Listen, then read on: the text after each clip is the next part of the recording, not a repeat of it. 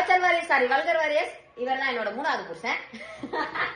ஆனா records of the TVK warriors sorry vulgar warriors இது வந்து மூணாவது கல்யாணம். இதே மாதிரி எலெக்ஷன் டைம்ல போய் நீங்க வாட்டில வேற எதுலயும் போய் ஊதி விட்டு வந்துடுறாங்க. கரெக்டா மரக்கூதியில போய் ஊதிட்டு வாங்க. அப்புறம் உங்க தலைவருக்கு டெபாசிட் இல்லாம போயிட போகுது.